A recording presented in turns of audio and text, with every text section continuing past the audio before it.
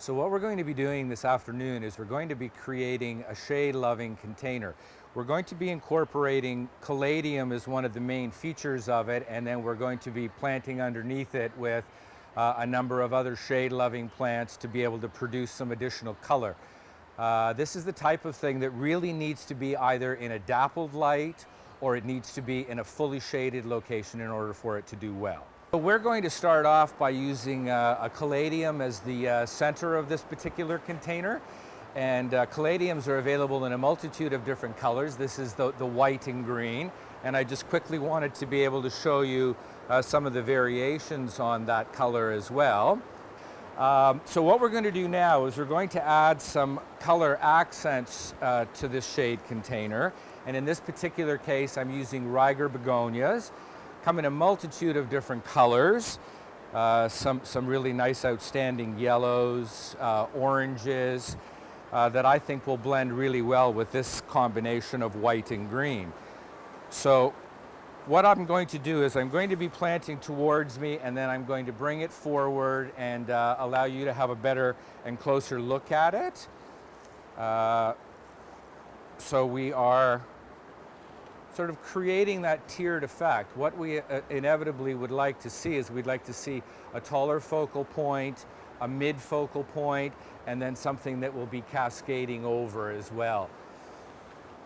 So I'm going to also incorporate here a Boston ivy, again another shade-loving plant that really is more for texture than it is for any specific kind of flower or anything. And then I'm going to be using this Lismachia, or creeping jenny, which is a very shade-tolerant type of cascading plant.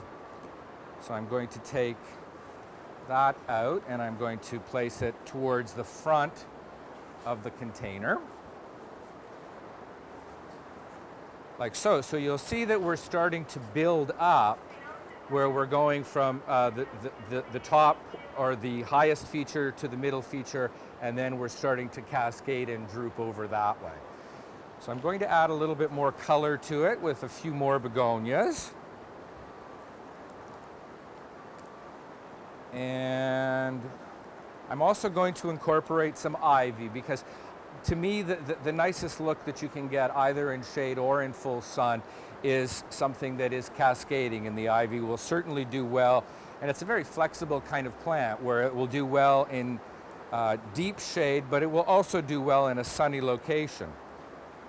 So as you can see, we're starting to fill it up, and I'm going to incorporate some tuberous begonias as well. The tuberous begonias can have a very distinct leaf color. So not only are you creating color with the flower, but you're also sort of creating a color accent with the leaf itself.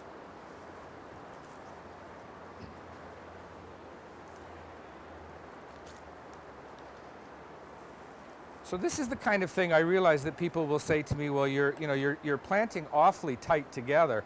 In a container, what you're trying to do is you're trying to get that overall effect almost immediately. It's not where you're planting far enough apart that you're going to be waiting for things to fill in. You are looking for an instant garden kind of an effect, and when you're planting this close together, that is the kind of look that you're going to be able to achieve. And again, this is something that I think really needs to go into an area that is either dappled light or a fairly heavy shade in order for it to do well. Otherwise, you'll find that things like the caladium leaves will burn.